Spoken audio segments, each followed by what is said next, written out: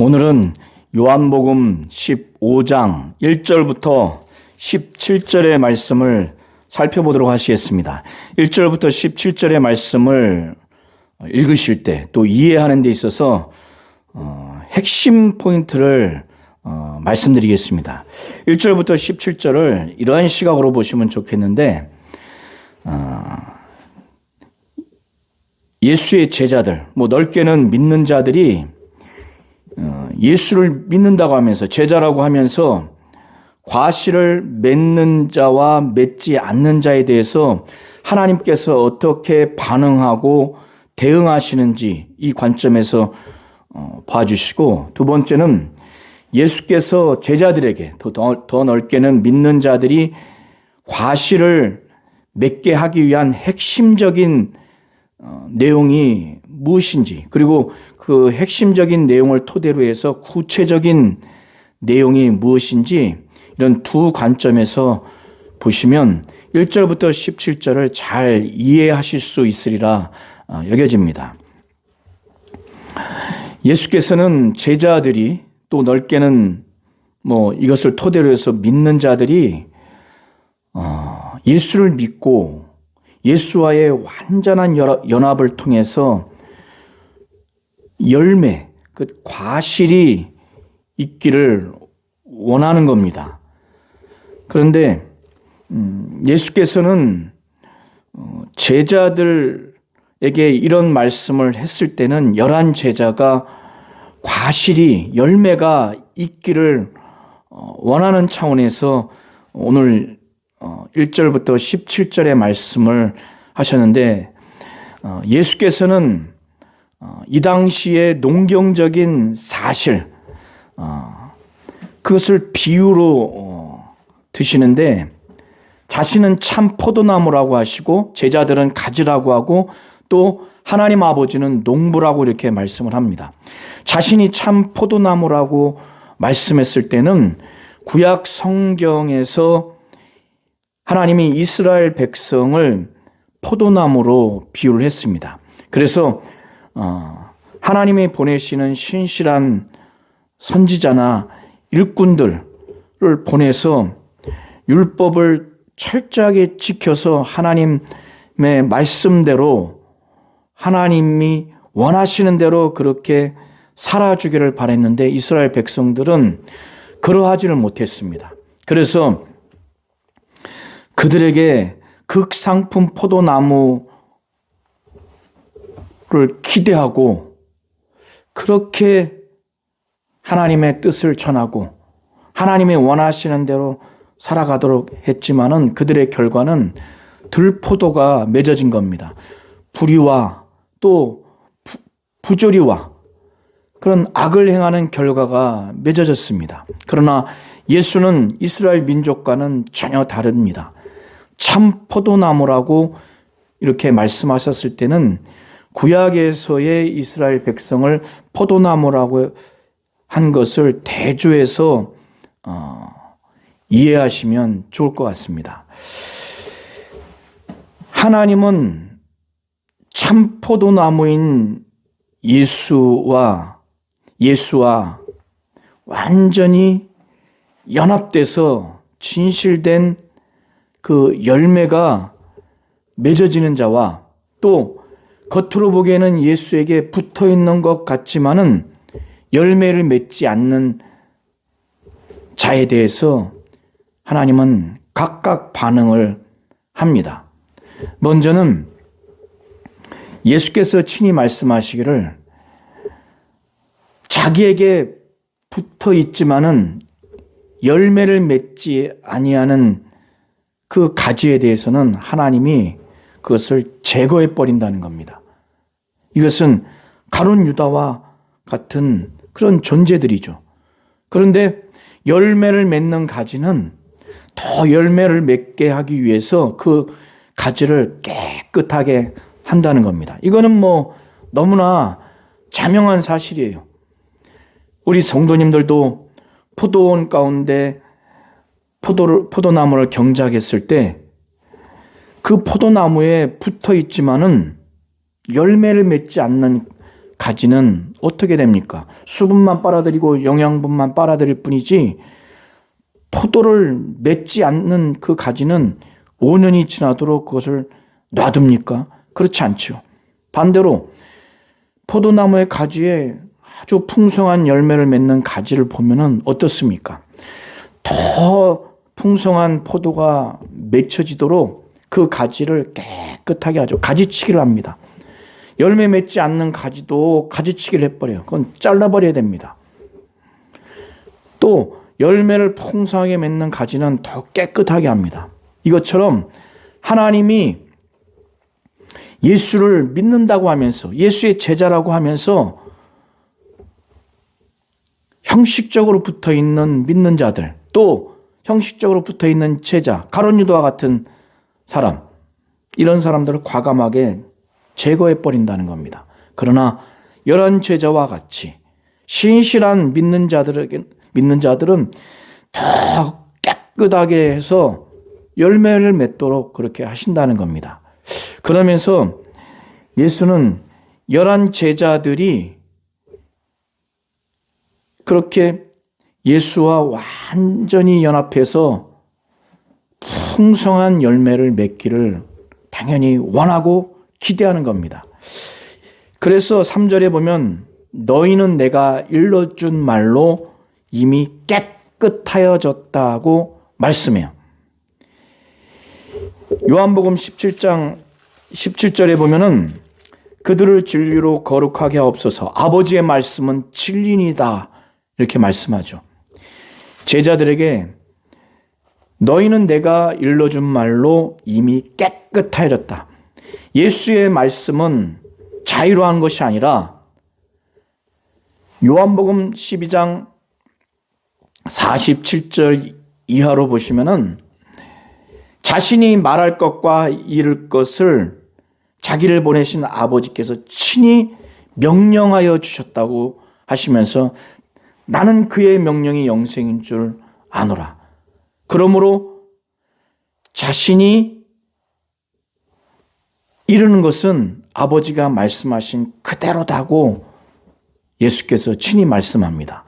예수의 말씀은 아버지의 말씀이에요. 아버지의 말씀은 진리입니다. 그 진리인 아버지의 말씀으로 거룩하게 되는 거예요. 그래서 이 11 제자들은 이미 내가 일러준 말로 이미 깨끗해졌다는 겁니다. 그러니까 지금까지 하셨던 예수의 말씀을 그들이 듣고 그들이 믿고 순종하는 그들에게 있어서 예수의 말씀으로 이미 깨끗해졌다는 겁니다. 하나님 아버지께서 왜 가지를 깨끗하게 합니까? 열매를 맺는 가지니까. 더 열매를 맺게 하기 위해서. 그런데 예수의 말씀으로 이미 11 제자들이 깨끗해졌다고 하는 것은 예수가 이 제자들에게 하나님이 열매를 맺는 가지로서 이미 만들었고 그 기대를 갖고 있는 거예요. 그렇게 해주기를 바라는 겁니다.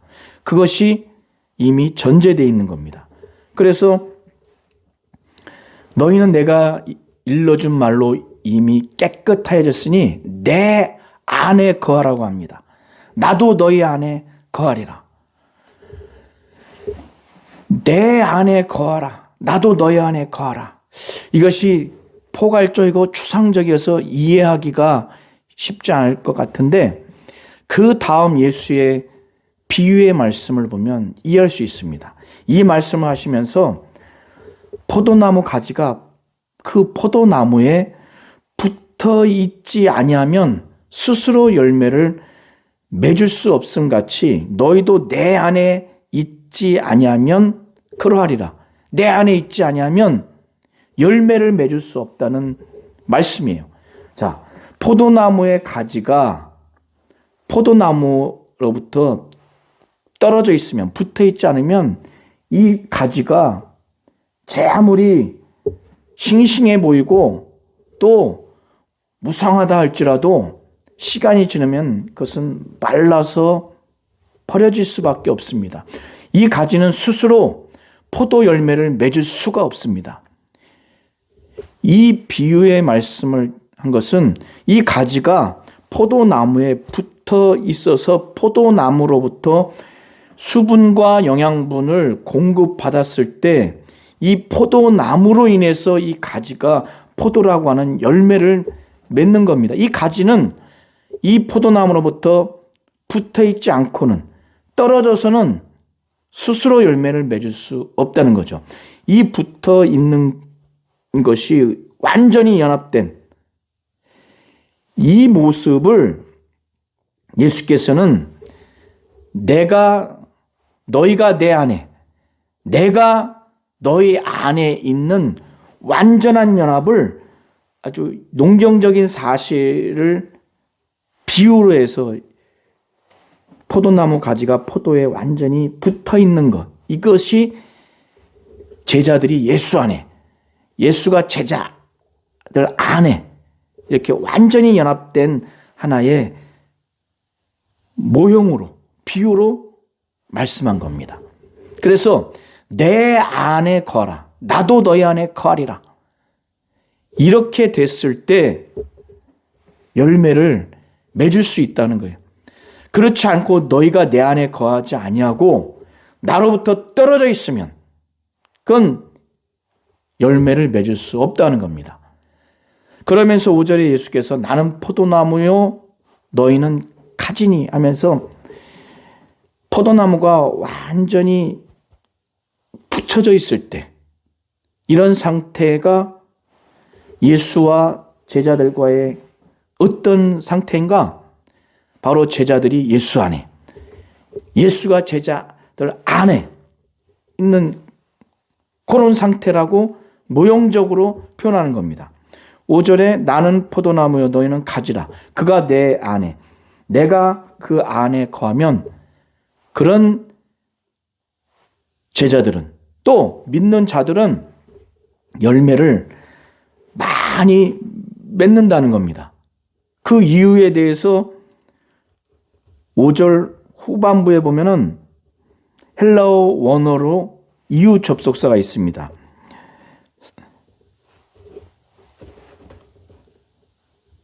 그가 내 안에, 내가 그 안에 거하면 사람이 열매를 많이 맺나니, 왜냐하면 나를 떠나서는 너희가 아무것도 할 수 없습니다. 그러니까 예수를 떠나서는 아무것도 할 수 없기 때문에 반대로 나는 포도나무요 너희는 가지인데 내가 너희 안에, 너희가 내 안에 있으면 많은 열매를 맺는다는 거예요. 반대로 예수로 말미암아 할 수 있기 때문에 예수 안에 있고 또 예수가 그 안에 있기만 하면, 이게 완전히 연합되어 있으면은 예수로 말미암아 제자들을 통해서 예수의 열매가 나타나는 겁니다. 그러니까 안에 있기만 하면 되는 거예요. 그러면 예수가 그들 안에 있는 겁니다. 이것이 보다 구체적으로 어떠한 모습인가를 이제 7절을 통해서 말씀하는데, 만약에 사람이 예수 안에 거하지 않으면 어떻게 되는가? 예수와 완전히 단절되면 어떻게 되는가? 비유를 통해서 그거를 설명을 합니다. 가지처럼 밖에 버려져 마릅니다. 포도나무 가지가 포도나무로부터 떨어져 있으면 그 포도나무는 시간이 지나면 말라집니다. 밖에 버려져요. 그러면 사람들이 그거를 집어다가 그걸 모아다가 불에 던져버려요. 태웁니다. 그렇게 쭉정이가 되는 가지는 이제 쓸 필요가 없어요. 불에 던져서 태울 수밖에. 그것처럼 예수로부터 떨어져 간 자들은 그와 같이 심판을 받게 된다는 거예요. 가룟 유다가 대표적인 인물입니다. 이제 예수가 제자들 안에, 제자가 예수 안에 있는 이것을 보다 구체적으로 말씀하시는데 그것이 7절입니다. 너희가 내 안에 거하고 내 말이 너희 안에 거하면 무엇이든지 원하는 대로 구하라. 그리하면 이루리라. 자, 내 안에 너희가 거하고 내가 너희 안에 거한다고 하는 것이 이제 구체적으로 예수의 말씀이 그들 안에 거하는 것으로 좀 더 구체화시킵니다. 자, 제자들이 예수를 참으로 사랑하면은 어떻습니까? 예수를 생각만 해도 기뻐요. 예수의 말씀이 늘 심령에 있습니다. 이것이 그들이 예수 안에 있고 예수가 그들 안에 있는 구체적인 모습이에요. 자, 연인 간에, 또 부모 자식 간에, 또 중마 고우 간에, 아주 절친한 친구 간에 정말 아주 사랑하는 관계가 매우 가까운 관계는 어떻습니까? 멀리 있어도 늘 마음에 있어요. 그의 말이 늘 마음에 있습니다. 이거를 생각하시면 돼요. 이 제자들이 예수를 정말 뜨겁게 사랑하면 예수가 아주 예수의 인격과 사역이 그들의 심령 안에 있는 겁니다. 특별히 그 중에 예수의 말씀이 그들 안에 거하는 거예요. 그 말씀을 듣기를 사모하고 그 말씀을 읽기를 사모하고 간절하게 그 말씀을 듣고 믿고 행하는 이런 상태가 예수의 말씀이 그들 안에 있는 겁니다. 이렇게 되면은 제자들이 어떻습니까? 예수의 말씀은 아버지의 말씀이에요. 그 말씀에는 하나님 아버지의 뜻이 담겨 있고 하나님 아버지의 계획이 담겨 있고 하나님 아버지의 일이 거기에 담겨 있는 겁니다. 그러면 어떻습니까? 그런 상태가 되면 제자들 안에 그 예수의 말씀이 완전히 거해진 상태면 오직 하나님의 말씀, 하나님의 뜻, 하나님의 계획이 그들에게 가장 소중하게 여겨서 그 상태에서 그들은 그 범위 안에서 무엇이든지 구하고 싶지 않겠어요? 예수는 그걸 말하는 거예요. 그래서 너희가 내 안에 거하고 내 말이 너희 안에 거면 무엇이든지 원하는 대로 구하라. 이런 상태에서 구하면 하나님 아버지가 당연히 이루어 주십니다. 이렇게 됨으로 인해서 예수가 원하시고 하나님이 원하시는 열매를 맺을 수 있는 거예요. 그 열매에 맺는 그 원동력, 그 주체가 누군가? 기도함으로 인해서 하나님이 역사하심으로 그렇게 되는 겁니다. 예수와 연합되어 있는 상태, 예수가 그들이 예수 안에 있게 되면 이 나무로 말미암아, 예수로 말미암아 예수의 열매가 이 제자들 가지를 통해서 맺어지는 거예요. 그러니까 본질적으로 하나님과 주 예수로 말미암아 열매를 맺게 되는 겁니다. 제자들에게 본질적인 노력이 있거나 열매의 주체가 가지가 아니에요. 제자들이 아닙니다. 이렇게 열매를 많이 맺으면 하나님 아버지께서 당연히 영광을 받으십니다. 열매를 맺는 가지를 깨끗하게 해서 더 열매를 맺게 하시는 그 하나님 아버지, 이런 제자들이 이렇게 열매를 맺게 되면 하나님 아버지께서 영광을 받으세요. 그리고 이렇게 열매를 많이 맺는 자들은 주님의 제자입니다. 8절은 원문을 이렇게 번역할 수도 있습니다. 제자들이 열매를 많이 맺고 예수의 제자가 되어서 하나님 아버지께서 영광을 받는다는 겁니다. 이제 예수께서는 내가 너희 안에, 너희가 내 안에 있는 이것이 무엇인가? 이제 좀 더 두 번째로 구체적으로 이제 말씀을 합니다. 그것은 9절 이하에 예수께서 말씀하시는 부분인데, 창세전에 아버지는 아들을 정말 사랑했어요. 우리 성도님들이 이해하실 것은 만물이 지어지기 전에, 인간이 지어지기 전에 하나님 아버지의 정말 사랑의 대상은 아들이었어요.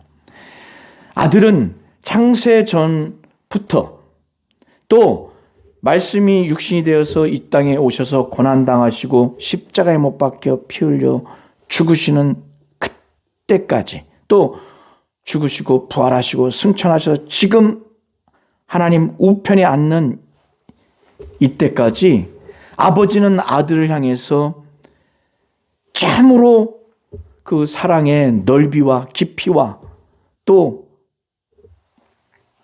길이와 높이가 변함이 없습니다.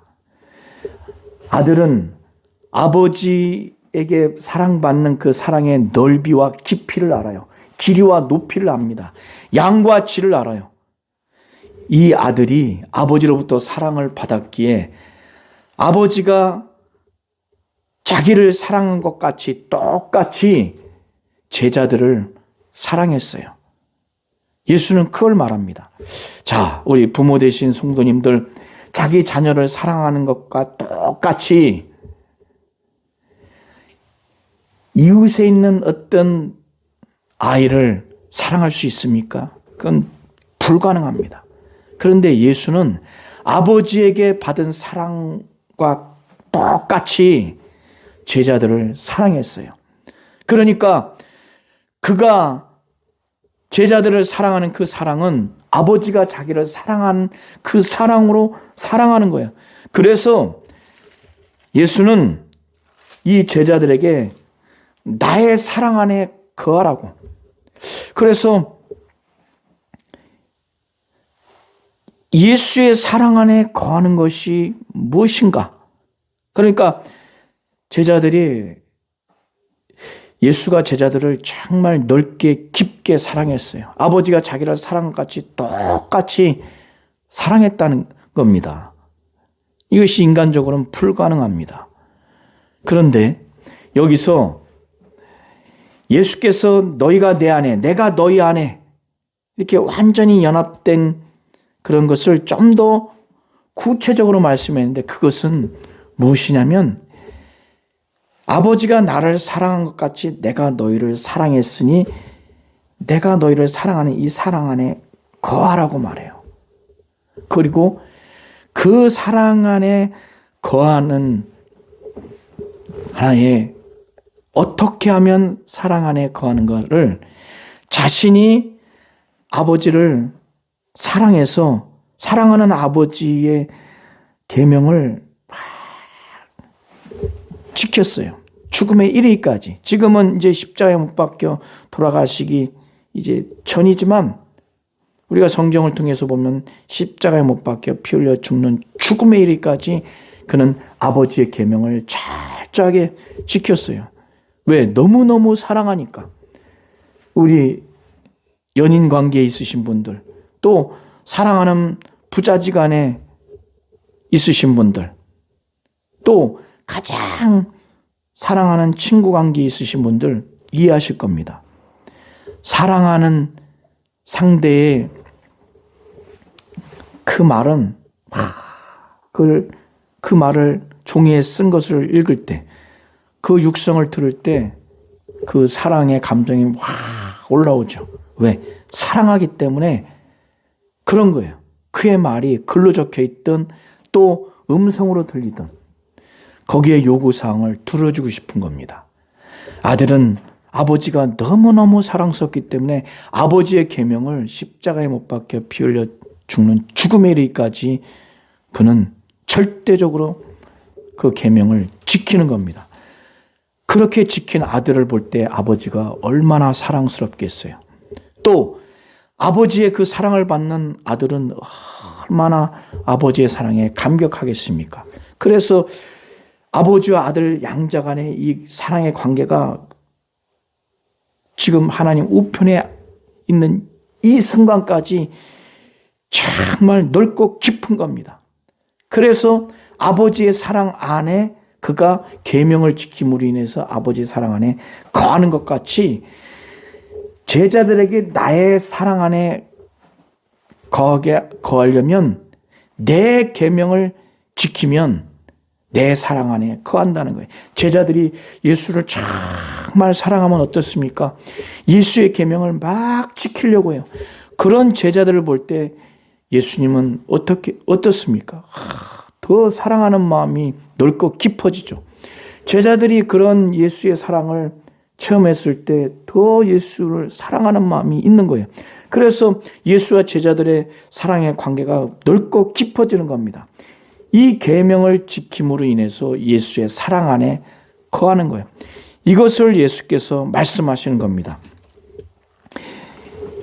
이것이 내가 너희 안에, 너희가 내 안에 거하라고 하는 완전한 연합된 관계에 보다 구체적으로 말씀한 두 번째예요.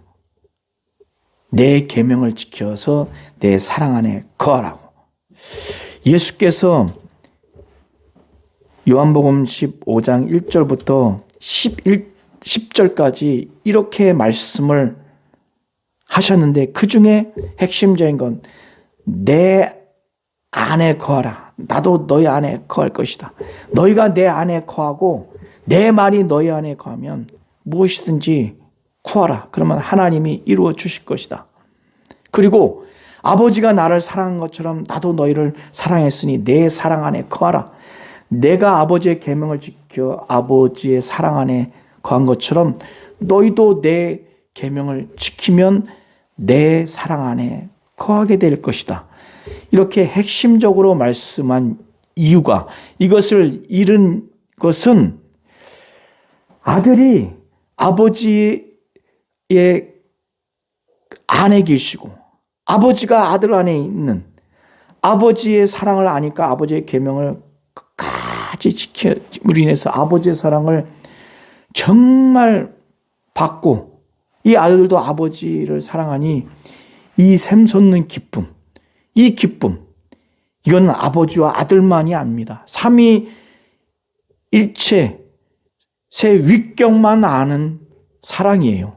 그런데 이 기쁨, 이 넘치는 이 기쁨을 제자들에게 주어서 그들에게도 기쁨이 충만하게 하기 위해서 지금까지 10절까지 말씀을 한 겁니다. 아버지의 계명, 또 예수께서 내 계명을 지키면 내 사랑 안에 거하리라고 했을 때 그 계명은 원어로 복수입니다.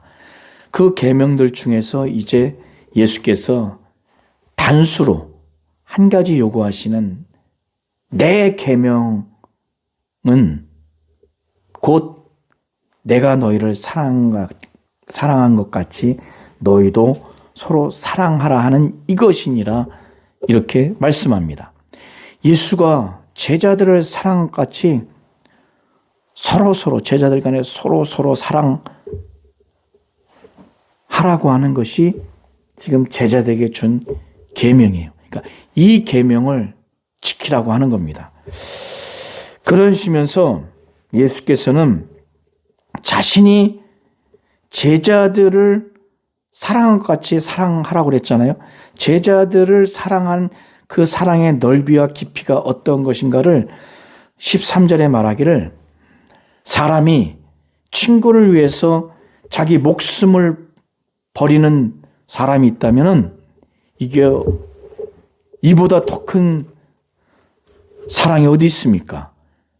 이 당시에 이것이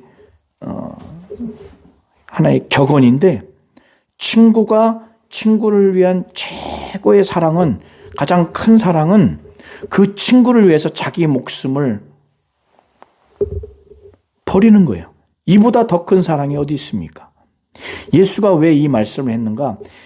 제자들을 위해서 이 목숨을 버리는 사랑을 하는 분위기에 지금 그 말씀을 하는 겁니다. 그리고 이 제자들을 이미 친구로 삼으셨어요. 예수께서 14절에 내가 명하는 대로 행하면 곧 나의 친구다. 이 제자들에게 말하는 거예요. 내가 너희들에게 명령하는 대로 행하면 내 친구라. 예수께서 이 말씀하셨을 때는 당연히 그들이 그렇게 해주기를 바라는 거예요. 예수가 명령한 내용대로 그들이 그렇게 순종하고 복종하면서 행하는 나의 진정한 친구가 되어주기를 바라는 겁니다. 예수께서는 내가 명하는 대로 그것을 순종하고 복종해서 행하는 나의 친구가 되어주기를 바라는 그들에게 예수께서 이제 말씀하시기를 15절에 이제 그들에게 이제부터는 너희를 종이라 하지 않겠다. 종이라고 하지 않겠다는 거예요. 왜? 종은 주인이 하는 것을 알지 못하기 때문에 너희를 친구라 하였느니 예수는 지금까지 이들을 친구로 여겼어요. 왜? 그 이유가 무엇인가? 창세전에 예수는 하나님 아버지로부터 들은 그것을 제자들에게는 가감없이 다 그들에게 알게 했습니다. 그들이 듣고 믿음의 차이가 있을지언정, 또 행함의 차이가 있을지언정, 또 이해의 차이가 있을지언정 예수는 그들을 진정으로 친구로 여겼기 때문에 아버지께 들은 것을 그들에게 다 알렸어요. 예수는 제자들을 정말 친구로 여겼습니다. 친구로 여겼기에 자기의 목숨을 버리면서까지 최고의 사랑을 그들에게 나타냈어요. 이들에게 요구하는 것은 이런 예수에 대해서 예수가 명령한 것을 그대로 믿고 순종하고 복종하여 행하는 자신의 진정한 친구가 되어주기를 바라는 겁니다. 그런데 제자들이 예수를 택해서 자신들이 예수의 친구 관계를 맺은 것이 아니라는 거예요. 예수는 그거를 말하는 겁니다. 너희가 나를 택한 것이 아니고 내가 너희를 택하여 세웠다는 겁니다. 이들의 경험과 이들의 지식과 이들의 판단력으로 이들의 의지로 내가 예수와의 관계를 맺어서 내가 예수의 친구가 되어야 되겠다 했다면은 그들이 그런 관계를 맺기까지 기초한 그들의 지식과 경험과 의지와 그들의 도덕성과 그런 모든 것들, 그들에게 속한 모든 것들이 얼마나 가겠습니까? 그들 가운데는 예수의 말씀과 행하심을 완전히 이해하지 못하는 한계를 갖고 있던 자들이었는데 또 예수를 배신하고 예수를 부인한 자들도 있었는데 그들이 무슨 신실함이 있기에, 무슨 능력이 있기에, 무슨 지식과 어떤 경험이 있기에 예수를 선택해서 내가 예수의 친구 관계가 되겠다 이렇게 할 수 있습니까? 반대로 예수께서 그들을 친구 삼고자 택해서 그들을 세웠다는 겁니다. 여기서 세웠다고 하는 것은 그들에게 사명을 맡겨주셨다는 거예요. 그들을 선택해서 사명자로 맡겨주신 것, 세운 것은 이 제자들로 하여금 열매를 맺고 그 열매가 항상 있게 하기 위해서 그들을 택해서 세운 겁니다. 항상 열매가 맺어지도록. 이 열매가 구체적으로 어떤 것인가는 1절부터 17절을 읽어보시면 학자에 따라서는 복음 전도와 또 선교라고 하는 학자도 있고 또 학자에 따라서는 거룩한 삶의 열매, 또 어떤 영적인 사업의 어떤 결과, 이렇게 볼 수도 있겠지만 다 가능하다고 봅니다. 그러나 직접적으로 1절부터 17절의 문맥을 보면 예수가 제자들을 사랑한 것처럼, 더 근본적으로 하나님 아버지가 자기를 사랑한 것과 같이 제자들을 사랑했으니 이제 자신이 제자들을 사랑한 것처럼 제자들 서로 사랑하라고 하는 이것을 열매로 예수께서는 말씀하는 겁니다. 그래서 이렇게 제자들을 예수께서 택해서 세운 것은 열매를 맺게 하고, 가서 열매를 맺게 하고 항상 열매가 있게 해서, 이렇게 열매가 맺어지면 어떻습니까? 또 항상 열매를 맺어지면 어때요? 하나님 아버지께서 이 제자들을 보면서 영광을 받으시는 거예요. 너무너무 기쁘시니까 이런 제자들이 열매를 맺고 항상 열매가 있다고 하는 것은 예수 안에 있고 예수가 이 안에 있다는 거예요. 예수의 말씀이 그들 안에 있다는 거예요. 예수의 말씀은 아버지의 뜻이 담겨 있고 하나님 아버지의 계획, 목적이 담겨 있습니다. 의도가 담겨 있어요. 하나님이 하시는 일이 담겨 있어요.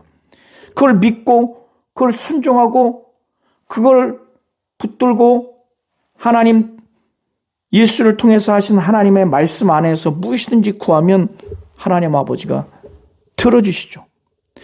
그래서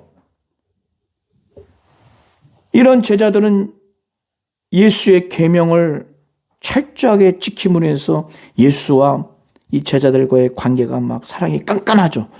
예수의 사랑 안에 거합니다.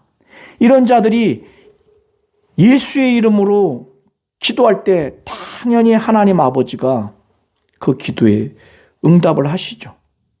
그럼으로 인해서 열매는 더 많아지는 겁니다. 예수께서 1절부터 16절까지 내가 이것을 너에게 명령함은, 여기서의 이것은 원어로 보면 복수입니다. 이것들을 너희에게 명함은 너희로 서로 사랑하게 하려 함이다. 원문을 이렇게 번역할 수도 있습니다. 내가 너희에게 명령함은 서로 사랑하라. 그러니까 1절부터 17절까지의 이 내용을 핵심적으로 보시면 하나님 아버지는 예수와 겉으로 볼 때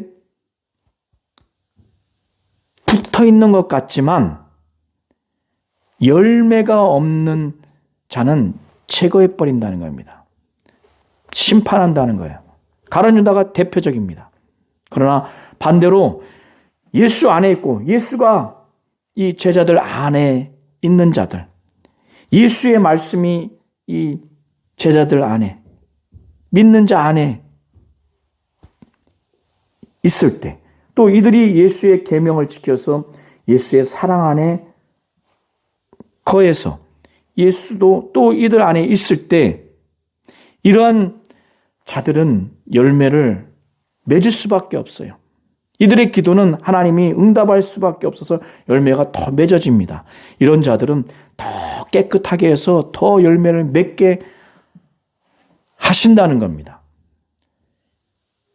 이런 자들은 예수를 통해서 전달된 아버지의 말씀을 더 듣고 사모하고 순종하고 복종함으로 인해서 예수의 말로 인해서 곧 아버지의 말씀으로 인해서 더 깨끗해진 거예요. 그리고 이렇게 열매를 맺는 자와 맺지 않는 자에 대한 반응, 그걸 어떻게 대하는가? 하나님 아버지는 이렇게 대한다는 겁니다. 그리고 예수는 열매를 맺게 하기 위해서 내 안에 거하라고 하는 거예요. 나도 너희 안에 거한다. 이것을 보다 구체적으로 너희가 내 안에 거하고 내 말이 너희 안에 거한다고 말씀한 것이고, 또 두 번째는 내가 너희 안에 거하고 너희가 내 사랑 안에 거하라는 거예요. 그 사랑 안에 거하는 것은 계명을 지켜서 그 사랑 안에 거하라는 겁니다. 이렇게 예수 안에 있고 예수가 그들 안에 있는 완전한 연합된 것을 보다 구체적으로 예수의 말씀이 그들 안에 있고 예수의 계명을 그들이 지킴으로 인해서 사랑 안에 거하는 이것을 통해서 하나님이 영광 받으시는 그 열매가 맺어지고 항상 열매가 맺어지도록 이렇게 말씀하고 그 열매를 맺는 핵심을 말하는 겁니다. 그리고 구체적인 것을 말하는 거예요. 그리고 그 열매가 무엇인가? 아버지가 나를 사랑한 것 같이 나도 너희를 사랑했으니 내가 너희를 사랑한 것 같이 너희도 서로 사랑하라고 열매에 대해서 이렇게 말씀을 하는 겁니다. 오늘 1절부터 17절의 말씀을 제가 드린 말씀의 그 아주 핵심 포인트 관점에서 다시 잘 읽으시면 좋겠습니다.